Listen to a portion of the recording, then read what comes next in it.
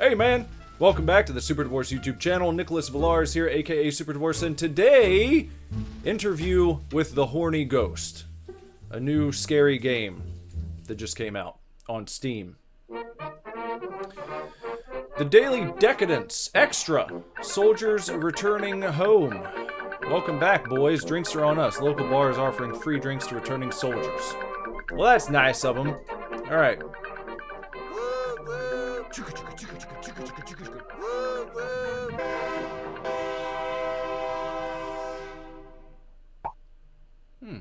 I guess that's one of the soldiers returning.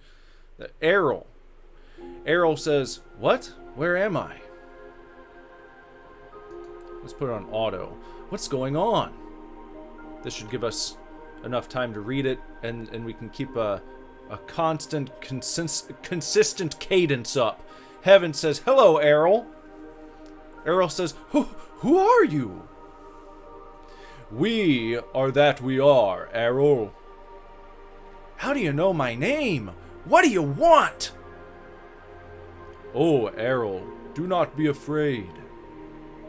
We do not bring harm or deceit, only love and peace. Your time on this earthly plane has come to an end, dear friend. Rejoice and part with your fear. It will not longer serve you.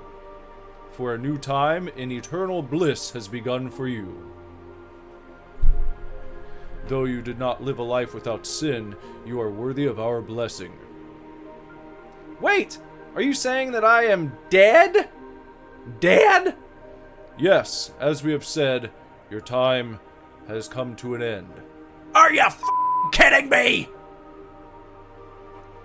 "Your anger is understandable. Release it. There is no anger in heaven, no war or hate, only peace." Oh, ho, ho, ho, ho! I don't think you understand. I can't die like this, not after fighting so hard to stay alive, not after endless months of cowering in trenches, not knowing if I was taking my last breath of rotten air. I had a plan. I haven't even been back for a full day. I can't die like this! Yes, it was not in wisdom that you played a drunkard's game of chicken with a train, Errol. That was not the most well-timed or glorious death for such a young warrior. But know this, trophies of pride do not hold value in the land of the light, and your time in heaven will offset any time you have lost on earth. This we promise you. This is horrible! How could this happen to me? I can't die yet! I can't die? A virgin? There is no shame in being a virgin, Errol. There is no shame of any kind in heaven, only love and acceptance. Don't tell me that! Do you have any idea what kept me going during those years of hell? I'll give you a hint. It wasn't my faith in humanity. Heaven's disappointed. What kept me going was knowing that I would get to a woman once I got back.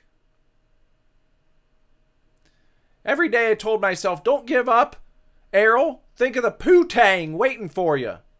When a bomb exploded near me, killing my friends, I said, look away, Errol. Just think of crushing and slapping ass. No. I refuse to move on until I a maiden silly. You can't stay here. This world is no longer for you. I don't give a shit.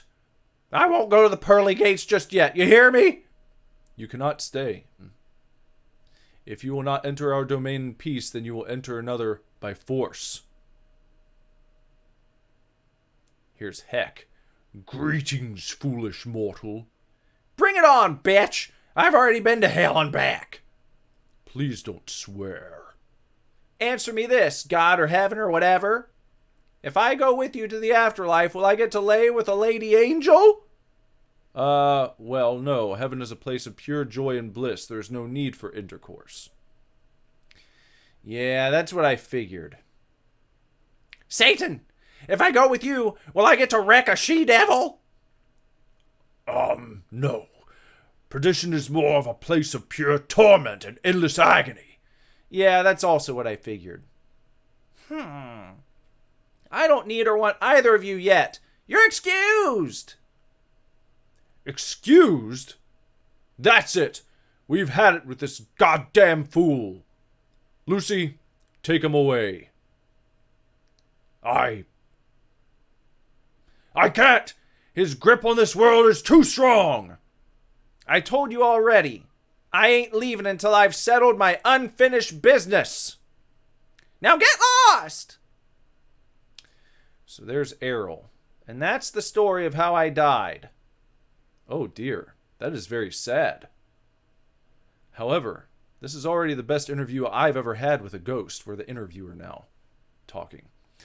I'm actually a bit curious about that myself too. How are you able to communicate with me? Usually the living can't understand me. They only hear oohs and ahs and other vowel sounds. I have a special microwave radio that is able to convert your oohs and ahs to hellos and howdies. I'm not able to see you, though. That would require a different microwaved doohickey that I left at the goddamn airport. Oh, so you have a lot of supernatural gadgets. Well, of course I do. No self-respecting medium, biographer, podcaster, and unlicensed therapist would operate a business without a few tools for the trade. But if you don't mind, I'd like to get this interview underway, formally. The interviewer pulls out a recording device and begins speaking into it. Anita is speaking now. Hello, believers freed from the deceivers. It's your spiritual guide, Anita. Hold on. Errol says, "Who the hell are you talking to?" Now it's Anita speaking. Shh! Today I'm interviewing the legendary Horny ghost of apartment 69. Okay, so the interviewer's name is Anita. Spirit, what is your name? So she's a lady, not a man, like I initially thought. Errol. Anita says, "Truly a name." Listen carefully, dear listeners, as Errol tells us the tragic story of how he was killed by a train only hours after returning home from a brutal war, and how for over 100 years he has refused to join the afterlife until he completes his task of making love to a woman. That's pretty much it. Truly a tragic tale. But even more tragic, as I understand it, you recently accomplished your task. After 100 years, you bedded a lady. Yet still, here you are. Something has gone awry with your goal, hasn't it, Errol? Couldn't have said it better myself. I suspected as much. A couple of nights ago, Vivienne reached out to me and asked for my help a second time. It is her hope that, as a talented medium, I could analyze the situation and provide you with a solution. It's both our hopes. I don't want to be a restless spirit anymore. I'm sick of living like this. If you can't even call it a living, I've done what I needed to do. So why can't I move on? These situations are usually more complex than they seem. There is often an underlying reason to why you are anchoring yourself to our world, something not so obvious. You may be completely oblivious to it. Wait, are you saying that I'm still refusing to move on? How is that possible? I want nothing more than to do just that. Please calm yourself, angry spirit. Like I said, these situations can be more complex than we initially think. Okay, so how do I cut this unknown tether? I can't say for certain, not yet. First, we must discover this anchor, if it exists. Let's review some recent events and see if we can't discover some clues together. Why don't you tell me a little bit more about how you first met Vivienne? Okay, it all started 1 or 2 days ago, maybe 11. After seeing so many days, they all start to blend together. Between 1 to 11 days ago, or thereabout, ... I was sitting on the couch, tirelessly contemplating a plan to get to Boink City. Boink, boink. Snoring. Anita commentating. Ever the restless spirit, I see. Yes, well, anyways. There I was. Then, bang! A bang on the door, rap on the door. Ah! Mortar strike! Duck and cover! Having a flashback to war. Oh. It's just the door, Dove. Probably some damn kids again. Want to see if the legends are true, eh? Want to play a little game of peekaboo with the ghost, eh? Well, see here, I'm in no mood for childish shenanigans today. I'm far too preoccupied. ... Sounds like they've given up. Good. It's going to take me forever to fall back asleep. The doorknob starts rattling as something metallic is shoved into the keyhole. Probably a key, I would guess. Little bastards are persistent today. The door thuds open as a woman desperately tries to heft large boxes through the threshold. Oh, I see. This must be the new tenant. I overheard the landlord say something about someone being interested in my favorite place of residence. I think he said her name was Vivienne or some such. She's a brave girl to intrude on my abode. That, or really stupid. Everyone from here to somewhere else knows that apartment 69 is haunted by a ghost. Yes, that would be Errol, the ghost, with his hands down his ghost pants. I wonder how much of a discount Brian is offering on this place now. Bah! What does it matter? She'll be running away and screaming, "Ghost!" in a week. Tops. Just like all the previous tenants. Brian will get to keep the security deposit plus any fines for breaching the lease agreement. I should also mention that runaway tenants were often too scared to come get their stuff, which is why the apartment was furnished prior to Vivienne's arrival. I was wondering what that stuff was, who brought it here. Thanks for clarifying. I was wondering why you were sitting on a couch if she hadn't moved in yet. Yep, I'd hate for that continuity error to continue. Okay, so that's why. Anyways, back to Brian being a greedy SOB. That stands for son of bitch. God, he's greedy, even by landlord standards. I think I'll give him a little spook to remind him not to rent out my place. Oh my God, this place looks perfect. Come on, boxes, work with me here, says Vivienne. But before I visit him... I got up and went over to give Vivienne the customary introduction that we ghosts are known for. That's very considerate of you, I presume. Upskirt shot of Vivienne. I wasn't able to get a very good look at her. There was boxes in the way, or something. I guess there's a box in the way right now. I was going to give her a little scare too, but yeah, those boxes looked super heavy and I didn't want her to drop them. Oh, so you decided to let her move in without hindrance. Did her charms win you over? I mean, yeah, she had some charming bits about her, I suppose. Back to the present. Allow me to ask my question a bit more bluntly. Did you decide to let her move in because you thought you might be able to score with her? Or did you let her move in because you saw someone deserving who needed a place to live? Oh, geez, you don't add any sweetener to your coffee, do you? It's a way to do it. Drink coffee black. It's the only way. I reckon it was the former. After a 100-year dry spell, you start to consider all your opportunities, you know? I'll have to take your word for it, says Anita. Prologue complete. Chapter 1 complete. Chapter 2? So I guess we go to Chapter 2. So, you told me a bit about how you met Vivienne, but I don't think that, scenario counts as her meeting you. Tell me about your first interaction together. Fine. Let's see. Back in the past. We're going back to the past again. I was laying on the couch, in deep contemplation. Vivienne's sudden arrival had given me much to think about.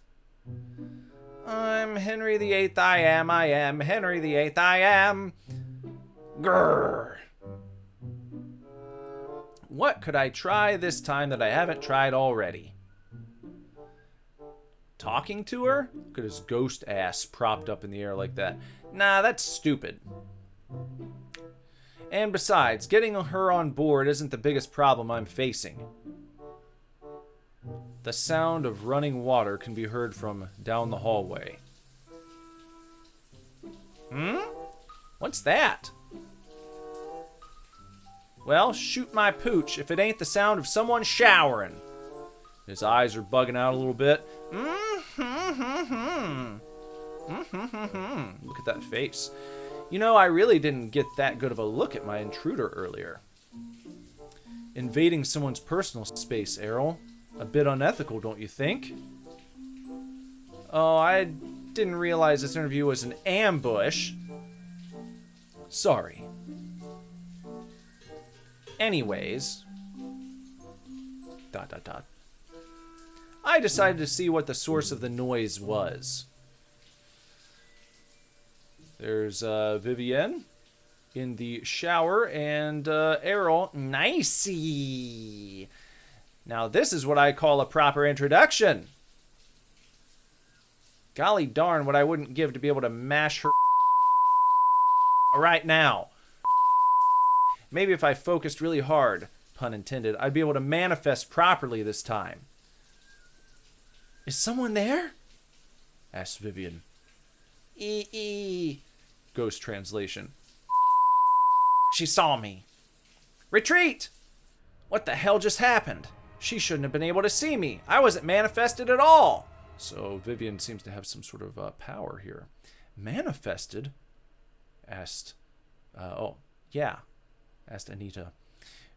We ghosts are innately invisible. It's only through great willpower and focus that we are able to make ourselves seen or possess and interact with inanimate objects.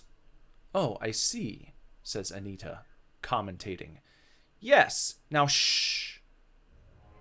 Vivian says, hey, wait! Slip, crash, boom, bang. I think she fell down on the wet floor. Vivian says, ouch! Ah, hell, she's fast. Can ghosts die twice? Hello? Are you still here? Ghost? Oh? Hehehe. I guess she can't see me after all. Otherwise, she would notice what mine eyes are witnessing. Damn robe. Listen here, you indecent ghost. I might not be able to see you, but I can sense you, especially when you're being perverted.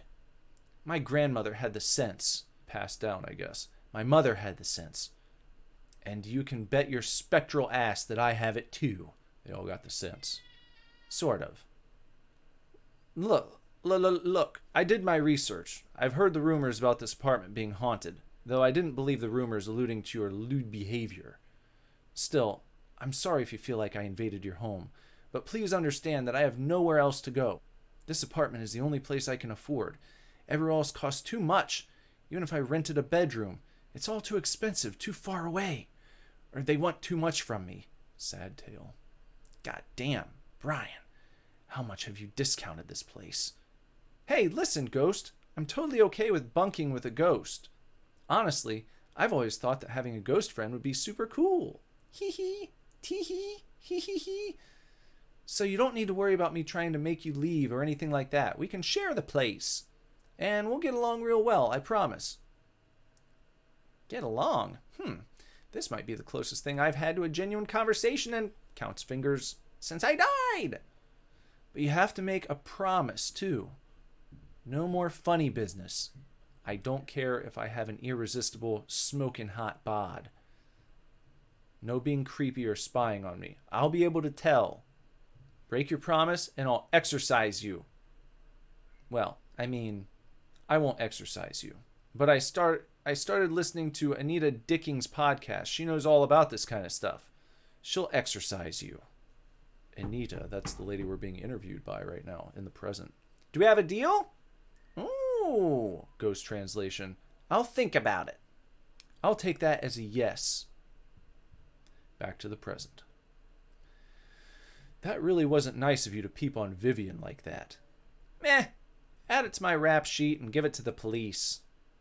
You know, Errol, it wouldn't kill you to take into consideration how others are impacted by your actions.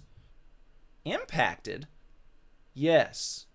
You've scared off dozens of people who needed a home. You seem to enjoy tormenting this Brian character. And I don't want to know how many people's privacy you've invaded. Don't forget to include robbing banks. I'm being serious.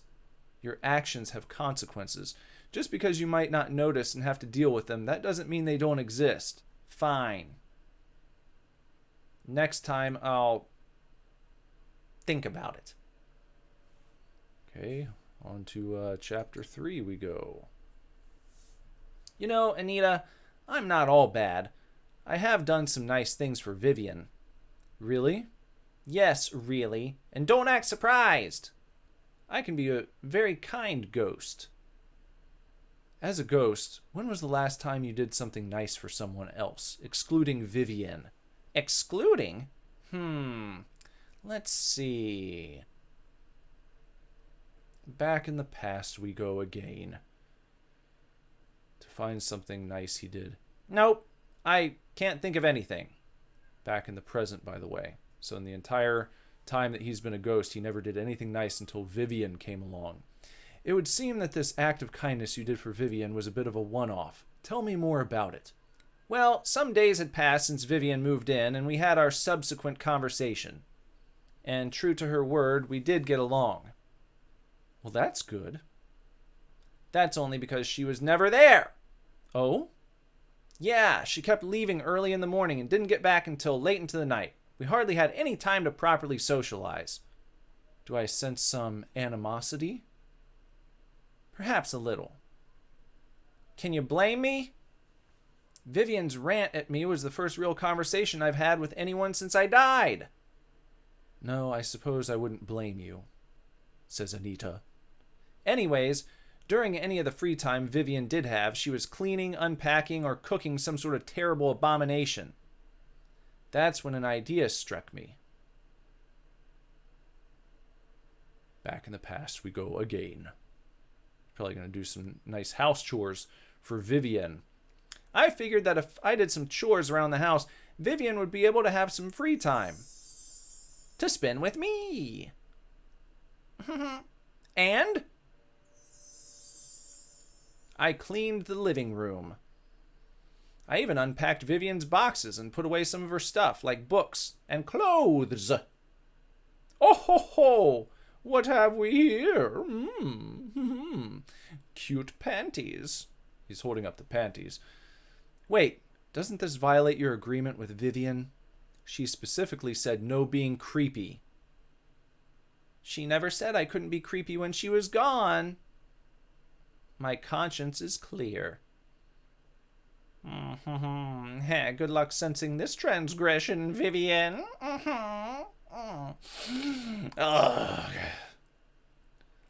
The doorknob starts clinking as something metallic is shoved into the keyhole, probably a key. Oh, Jesus, Mary, and Joseph, she did sense it. Looks mortified. I'm screwed, damn my perverse nature.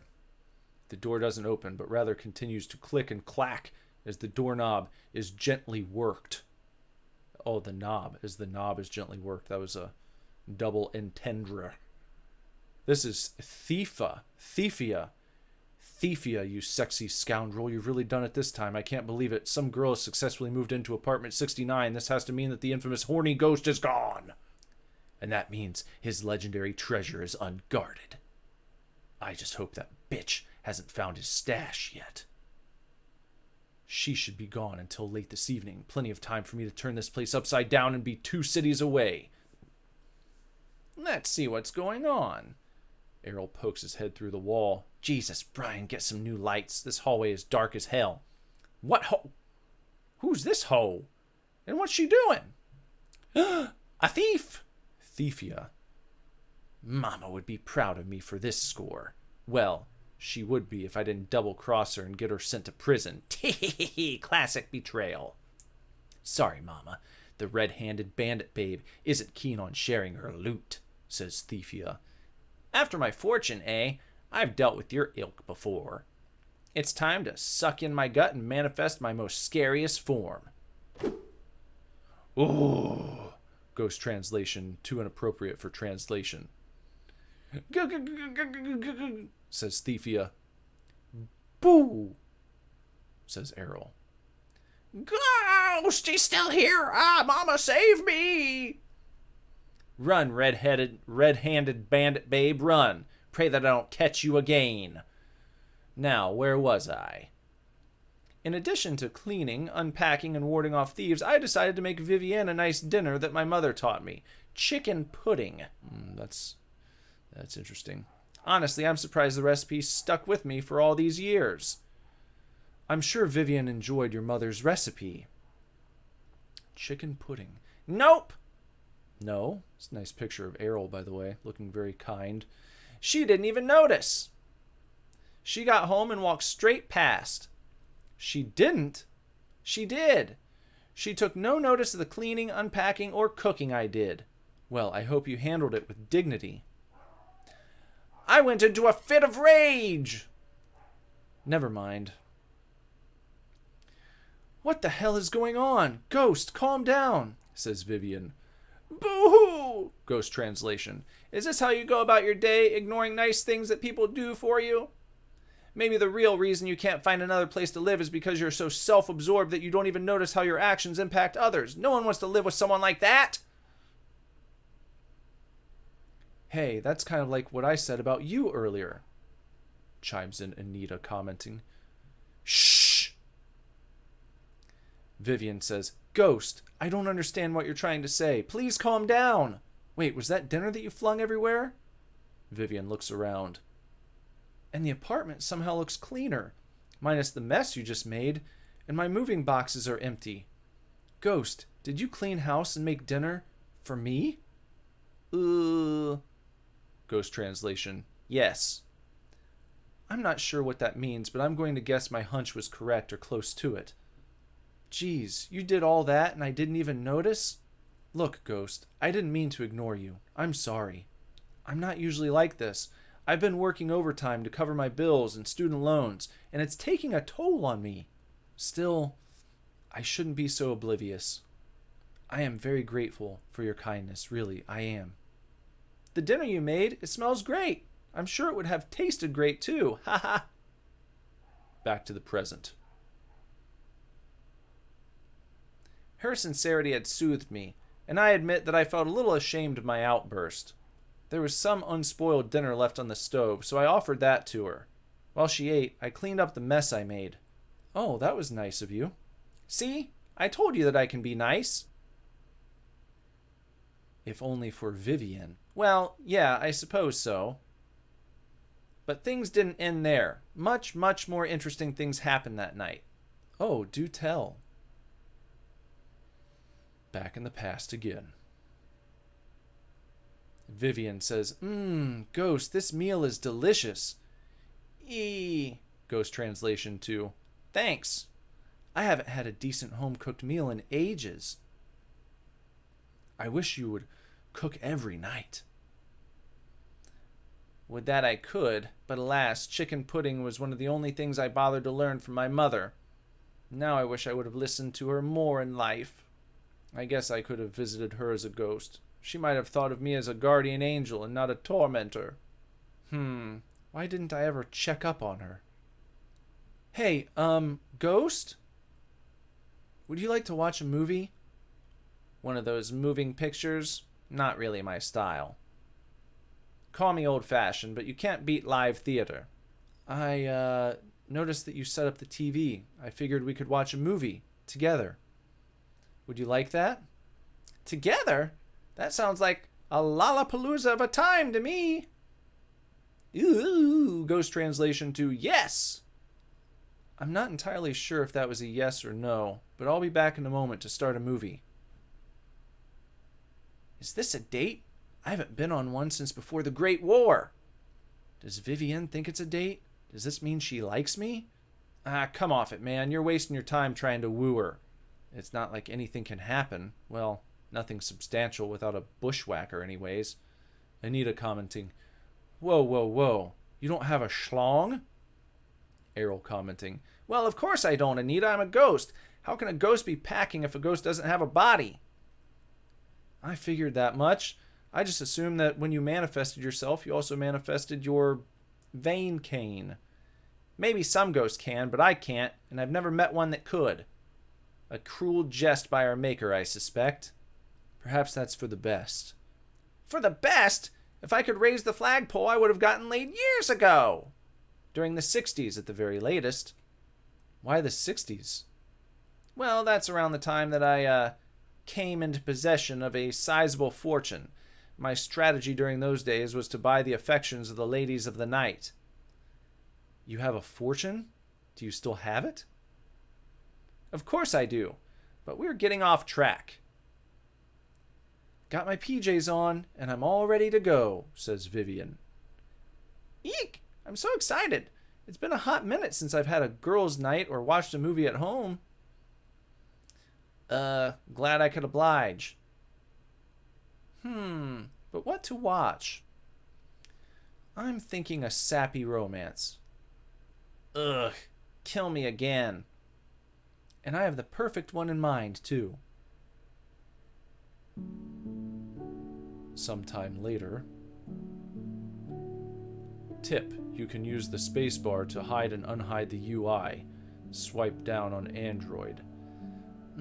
I love watching this movie. Hands down a favorite. Although I do regret grabbing this blanket. It's a bit too hot. Vivian tosses the blanket. Uh-oh. There, that's much better. Watch movie. I'm not hogging the couch, am I? Do ghosts even sit on couches? Dot dot dot dot dot dot dot dot dot dot dot dot dot dot dot. Are you even here? Ghost translation. Yes. Oh, you are here. Good. Very good. Well, wherever you are sitting. Dot dot dot. I hope you have a good view.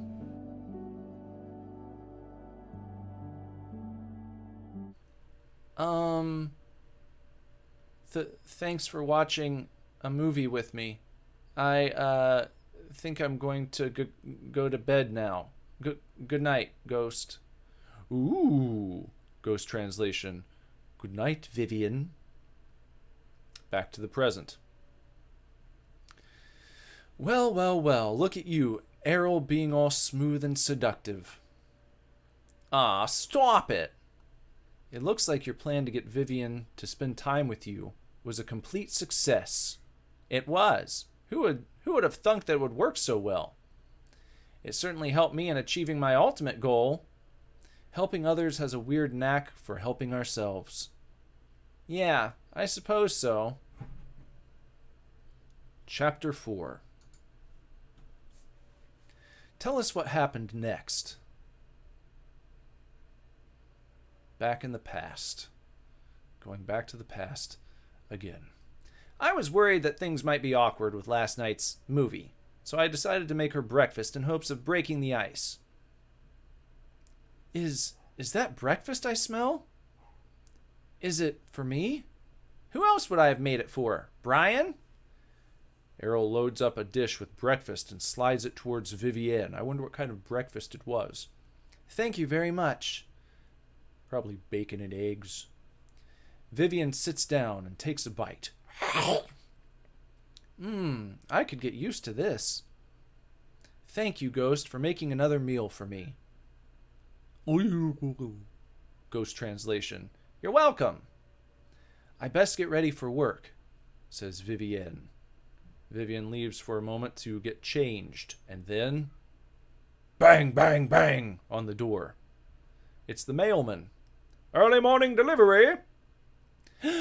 It's here, gasps Vivian. What's here?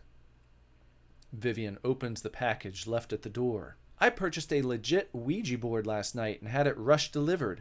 Mint condition, too. They don't make these anymore. But Anita Dicking says on her podcast that this is the best brand.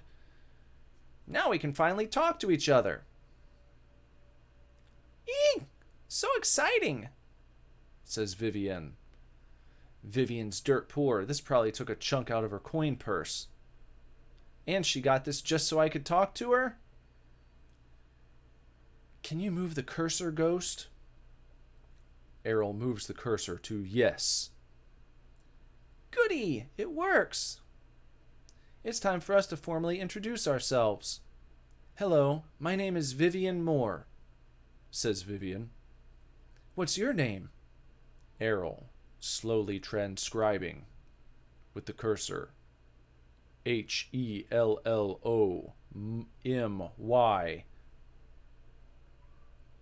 Oh my god, this is taking forever. Okay, new idea. We will use a pen and notepad. Well, that's a little bit easier, isn't it? I probably should have thought of that before buying the board. Oh well. Right away! Writing. Hello, my name is Errol McCormick. Oh my god, your handwriting is terrible. Well, excuse me. I was taught how to kill, not how to write fancy. Between the board and the notepad, I think we can make this work. So, your name is Errol? Well, Errol, it's nice to finally say your name instead of just calling you Ghost. It's been ages since I've heard someone address me by my own name, and to hear it from Vivian, no less. God damn what I wouldn't give to hear her moan it. Tell me a little bit about yourself. I'm a ghost. Humph. And a smartass to boot. Not much else to say. Being a ghost isn't that interesting. Oh, I see. If you don't mind me asking, how did you become a ghost? I died. Vivian rolling her eyes. Yeah, I figured that much. I kid. I died before achieving something very important to me, and until I achieve that goal, I refuse to join the afterlife. What is your goal? Not sure if she will believe me. Screw it. Honesty is the best policy, as my father used to always say. To have sex with a woman. And the horny ghost of apartment 69 strikes again. ... Wait. Are you being serious? Yes, says Errol. This would be hard for me to say, but as my older brother used to always say, it's time to buck up. I survived the Great War because of my dream to bed a lady. But the day I returned home, I got very drunk and I was hit by a train. I died a virgin. And I refuse to spend the rest of eternity in the afterlife a virgin. The Great War? That was over 100 years ago. And you've had no success in all that time? Don't mock me. I'm not mocking you. I just figured that after your moves last night, you would have definitely seduced a woman by now. Seducing isn't always the problem. Ghosts lack the tools to have proper intercourse, even when manifested, and proper intercourse I must have. Then how will you ever be able to achieve your goal? I don't know. Are you okay? Huh? Oh, yeah, I'm fine. I was just thinking about something Anita had said. Time is flying. I need to go to work. I probably won't be home for a few days. I have something I need to look into first. Try not to miss me too much, Errol. I make no promises. 2 nights later, she returned. But she seemed rushed, hurried. She claimed to have something for me, but said I would have to wait until she was done preparing. She mostly stayed shut in her room. She left to put something in the microwave and also hopped in the shower. It took all of my self-control not to spy on her. I'm proud of you, says Anita, commenting. Thanks. A few minutes before midnight, Vivian opened her door and asked me to come in. Are you in here, Errol? Ooh, Ghost translation. Yeppers. Thank you for waiting. I suppose I should fill you in on what's going on. That would be nice. I went to visit Anita, the podcaster I started listening to recently. I explained the situation to her. And I think she may have given me a way to temporarily resurrect you. Ghost translation. What? Are you serious? Summoning might be the more correct term. Either way, it will work. Hopefully. It doesn't even require anything super special. An ordinary microwaved rock busted in two and waiting until midnight will do. Viv holds out a rock broken in halves. Take the half with a drop of my blood on it. Blood? She cut herself. Is she okay? If you're worried about me, don't be. I only made a small cut and I bandaged it just fine. The blood is necessary for the spell to work. Errol takes the bloodied piece.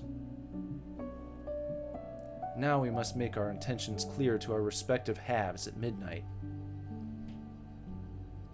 I will say that I want you, by name, to return.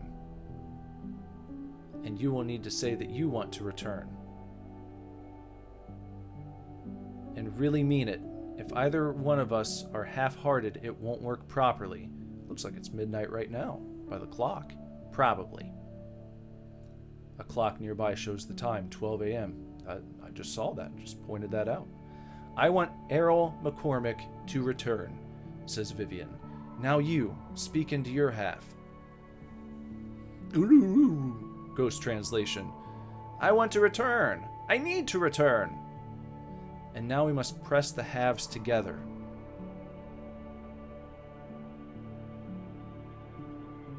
Looks like it worked. Oh my God, says Vivian. It worked. I can feel your touch. He's crying. He's crying now. I'm glad it worked, Errol. And now, the next part of my plan. Vivian removes her robe. Next, she moves to the bed and lays down. Please, make love to me, Errol. Don't keep me waiting any longer. Anita commentating, "Aw, I can only imagine the tender love you made to her." Tender? I waited over 100 years for that moment. I f***ed her silly. Oh. And I'll help you imagine it by vividly describing it to you. Oh, that's really not necessary. Excellent. Back to the present. And yeah, that's the story of how I lost my virginity. Pretty smegsy, huh? Yes, very sexy. Especially your vivid descriptions. I figured the analogy, gushing grapefruit versus the colossal iron rod, would really help sell the ruination of the situation. Yep, it was very ruinous. And that was only round 1. There was 2 more. 2 more? Yeah, 3 rounds for 3 holes, if you get my drift. I would describe the second and third round to you as well, but frankly, I don't think digital decadence has the resources for me to do so. Oh, drat. If only there was a way to provide them with more resources so you could describe more events vividly. Oh well. And will you look at the time? That's all we will be able to do for today. I'll be over tomorrow to finish the interview and to see if we can't solve your debacle. Anita, before you go.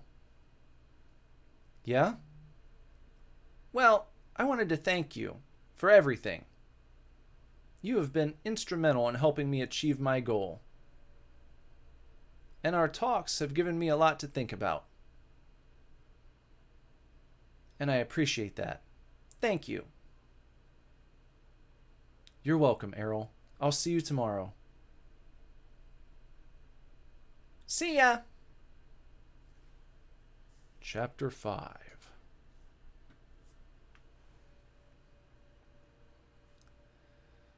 The second day of interviewing begins. Anita sets up her various devices. Hello, Errol. Are you here? Hi, Anita. And yes, I'm here. Oh, good. Let's get right into this. I think I might have an answer to your problem. Oh? Perhaps getting laid once wasn't enough. Haha! I initially thought the same. I've been banging Vivian every night since she discovered your method to revival. But hey, if you're offering yourself as a test subject, I'm sure we could work something out. I retract my suggestion. I appreciate your effort. But I think I may have found the answer. You have? I believe so. With all this thinking I've been doing lately, I ended up thinking about my family, something I haven't done much. I went to the local cemetery last night and found the grave of my baby brother. His was the only one I could find. Oh, I'm sorry to hear that he passed. Me too. He was only a baby when I saw him last. He passed away almost 40 years ago. I presume he died of natural causes, but I have no idea. I have no idea if he lived a happy life. I have no idea if he felt fulfilled on the day of his death, or if he became a ghost like me. Anita, I'm now fully realizing that since I died, I've only thought about myself and my goal of getting laid. Not once have I considered the toll my foolish death had on my family. My mother lost my father and my older brother in that war, and I know she was terrified of losing me too. I can't imagine how she must have felt when it was announced that I would be returning home, only to discover shortly after that her son died in a stupid drunken accident. What's more, in all my decades of being a ghost, I never checked up on my family, never made sure that they were doing okay, or if they needed the help of a ghost. I'm sure my mother would have considered me an angel and not a wraith. And to further my regret, when my family members reached the end of their lives, I wasn't there to greet them, to wish them well in the afterlife, and to tell them that I loved them. I've long felt a nagging guilt that I should have visited or done something for them. But I wanted to complete my goal, and the guilt got quieter over the decades. Do you think this guilt you feel is your anchor? Yes. Getting laid may have been a good enough reason for me to stay, but it's not a good enough reason for me to move on. In my heart, I know what I truly need. Redemption. Redemption? Yes. I've been given a rare opportunity to do good things in this world, in a way that few can. I'm too late to help my family. But I'm not too late to help others, and I'm going to do just that. And you're sure of this? Yes, I know it to be true. Good. Then I wish you luck on your new journey. Farewell, Errol McCormick. I hope to one day see you on the other side. Likewise, Anita Dicking. Oh, before you go, could I use your microwaved radio device to say goodbye to Vivian? I think I've stayed in apartment 69 long enough. Why don't you two just keep it? They're so easy to make. Oh, I do have one more question for you. And what's that? Of all the places, why haunt this apartment? You could have haunted a mansion or a woman's college dorm.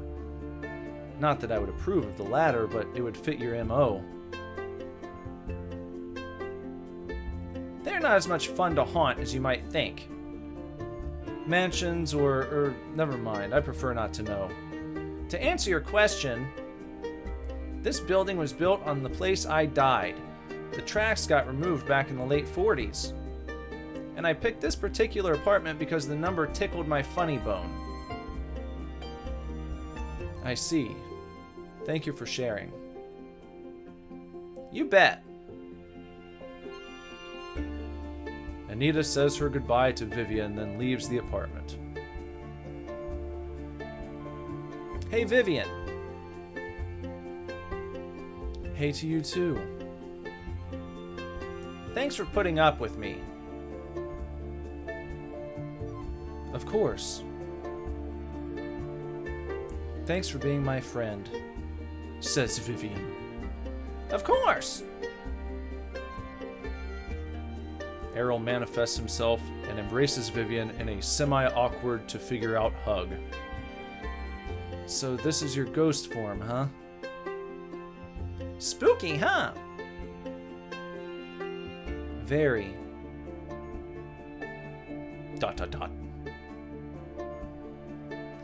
I'm going to miss you.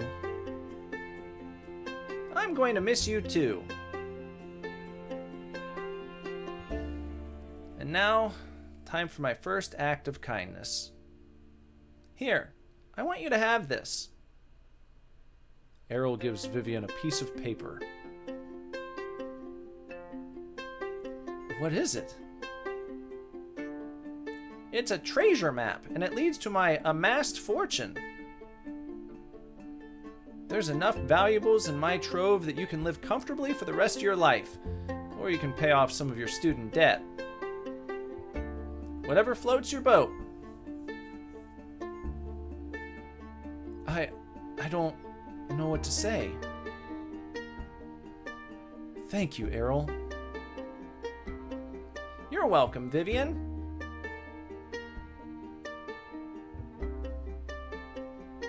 I wonder what my new adventure will be like. Where will I go? Who will I help? And of course, will I be able to bed some damsels in distress using Anita's method? I don't know the answers to these questions, but whatever the case may be, I don't want to spend too much time on this new adventure. I've been missing my family and would very much like to see them soon. The end. Exit to the main menu. And that concludes Interview with the Horny Ghost. Censored YouTube version. Read by me, a Super Divorce.